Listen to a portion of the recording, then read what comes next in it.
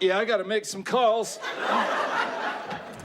With the global health situation roaring louder than ever, there really is nothing else to do but stay at home safely and watch Netflix. That's why the global juggernaut has increased its number of subscribers to epic proportions over the past year. Thankfully, there are more great shows than ever to satisfy the demands of viewers of every kind. Today, we're counting down the most popular shows on Netflix right now. You don't want to miss this. But first, a simple reminder on how to enter our brand new giveaway. We're giving away either an iPhone X Max, the new iPad mini, or a MacBook Pro. It's all your choice, so be sure to leave a like, comment the keyword, subscribe, and turn on notifications to enter this giveaway. It's really that simple. First, we have Master of None. Master of None is a comedy drama series starring comedian Aziz Ansari, who is also its creator. The show follows Ansari as a character named Dev Shah, an actor in his 30s. There are two 10-episode seasons that take place both in New York City and Italy. They follow Shah's professional,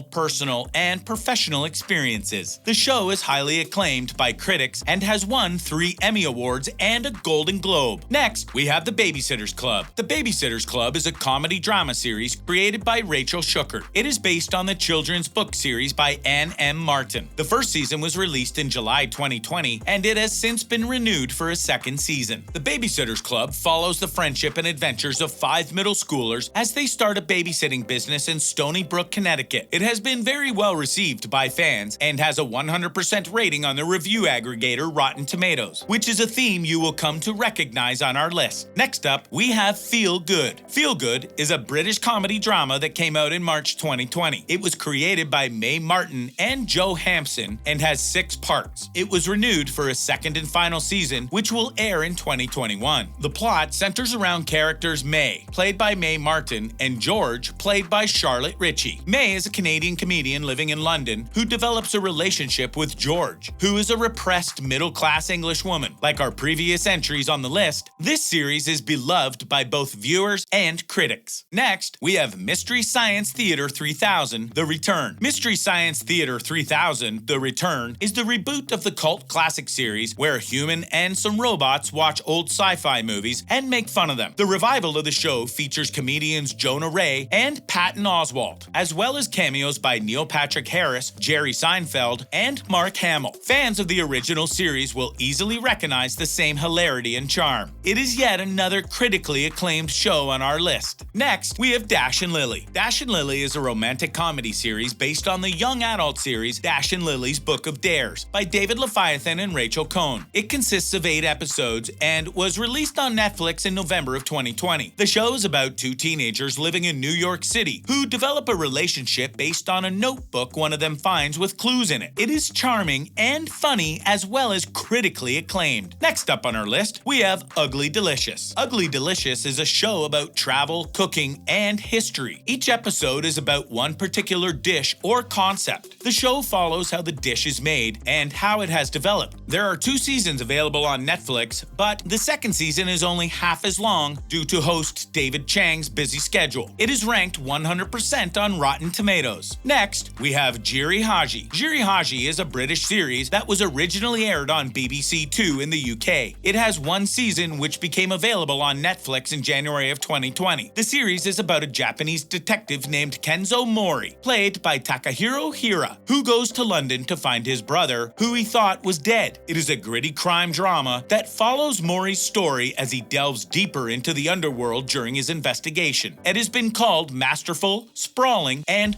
bold by critics and is very highly recommended by many. Next, we have Immigration Nation. Immigration Nation is a documentary miniseries about the U.S. Immigration and Customs Enforcement, or ICE agency's work during the American President Donald Trump's time in office. It was directed by Christina Clusiau and Shaw Schwartz. The point of the series is to show the inhumanity and cruelty of the organization and the policies that drive it. Despite its rather dark subject matter, it has been highly praised praised by critics. That said, it can be difficult to watch since it covers such a serious issue. Next up, it's Dirty Money. Dirty Money is a Netflix series that is about corporate corruption, securities fraud, and creative accounting stories. So far, 2 seasons have been released consisting of 6 episodes. Viewers may or may not recognize some of the headline newsworthy stories that make up each episode. It is both informative and sad to look at how greed and corruption can often go unchecked. It has a 100% rating on Rotten Tomatoes. Next on our list, we have Blood of Zeus. Blood of Zeus is an animated series intended for adult viewers. It was created by Charlie and Vlas Perlapinides. It was released in October 2020 and has since been renewed for another season, with the creators envisioning as many as 5 seasons. The show is about the world of Greek mythology and features gods, demigods, giants, and other beings. It may sound like a fairy tale, but it is very much for a grown-up audience. It was well received by both fans of adult animation and critics. Next, we have The Confession Killer. The Confession Killer is a true crime documentary series about the case of Henry Lee Lucas, who confessed to over 200 murders in the United States in 1983, which later just turned out to be lies. It was directed by Robert Kenner and Taki Oldman. It consists of 5 episodes and has been praised by critics. Next up, we have Lenox Hill. Lenox Hill is a documentary series created by Ruthie Schatz and Adi Barash. It is about the lives of 4 medical professionals at Lenox Hill Hospital. Each of the professionals specializes in a different medical area, including neurosurgery, emergency medicine, and obstetrics and gynecology. Lenox Hill has a 100% approval rating on Rotten Tomatoes. It has been described as both intellectual and emotional. Next, it's Middleditch and Schwartz. Middleditch and Schwartz is a Netflix series that consists of improvisational comedy by comedians Thomas Middleditch and Ben Schwartz. There are 3 hour-long performances which were filmed at Skirball Center for the Performing Arts at New York University. It has been called a masterclass in improv comedy by a critic on Rotten Tomatoes, where it holds a 100% approval rating. Next, we have Crazy Head. Crazy Head is a comedy horror series. The show was created by Howard Overman and was filmed in the United Kingdom, specifically Bristol. It consists of a 1 6-episode season that originally aired on E4 in the UK, but was made available on Netflix more recently. It is one of those rare gem shows that casual Netflix viewers may not be aware of, but is worth a watch. It has been well reviewed and represents a fine piece of work in the comedy horror genre. Next, we have One Day at a Time. One Day at a Time is a sitcom that is a reboot of a series that ran through the 1970s and into the 1980s. The series was reimagined with a Hispanic family and stars Justina Machado, Todd Grinnell, Isabella Gomez, Marcel Ruiz, Stephen Tobolowsky, and Rita Moreno. The show is about a Cuban-American family that lives in Echo Park in Los Angeles, California. Many issues are raised in the series, such as mental illness, immigration, sexism, homophobia, gender identity, and racism that Latin people living in the United States face. The show premiered on Netflix in January 2017 and ran for 3 seasons before being canceled. It was then revived for a 4th season on a traditional linear network called Pop, which is the first time a canceled Netflix series was revived on a regular TV network. Next up, it's Big Mouth. Big Mouth is an adult animated sitcom created by comedian Nick Kroll and Family Guy writer Andrew Goldberg. The show is based on how Goldberg and Kroll grew up in suburban New York. Kroll voices a fictional character versioned of himself, along with an extensive cast of comedy veterans, including John Mulaney, Jason Mantzoukas, Fred Armisen, Jenny Slate, and Maya Rudolph. The idea of the show is that it can take on more graphic subjects in animation than would be possible with live action. 5 seasons are available on Netflix, with a 6th one forthcoming. Next, we have Alias Grace. Alias Grace is a miniseries that is based on Margaret Atwood's 1996 novel of the same name. It was directed by Mary Herron and written by Sarah Polley. It stars Sarah Gadone, Edward Holcroft, Rebecca Lydiard, Zachary Levi, Kerr Logan, David Cronenberg, Paul Gross, and Anna Paquin. It is the 3rd adaptation of the Atwood novel after The Handmaid's Tale and Wandering Wenda. The show has 6 episodes and was acclaimed by critics. Next on our list, we have Mindhunter. Mindhunter is a psychological crime thriller based on the true crime book Mindhunter, inside the FBI's elite serial crime unit, written by John E. Douglas and Mark Olshaker. It was created by Joe Pennell and is executive produced by Pennell, David Fincher, and Charlize Theron. It is about FBI agents named Holden Ford, played by Jonathan Groff, and Bill Tench, played by Holt McCallney, along with psychologist Wendy Carr, played by Anna Torv, who operate the FBI's Behavioral Science Unit within the training division at the FBI Academy in Quantico, Virginia. It focused on how the main characters interview imprisoned serial killers to understand how they think and use what they uncover to solve cases. So far, 2 seasons have been released, and it is currently on an indefinite hold. Lastly, we have American Vandal.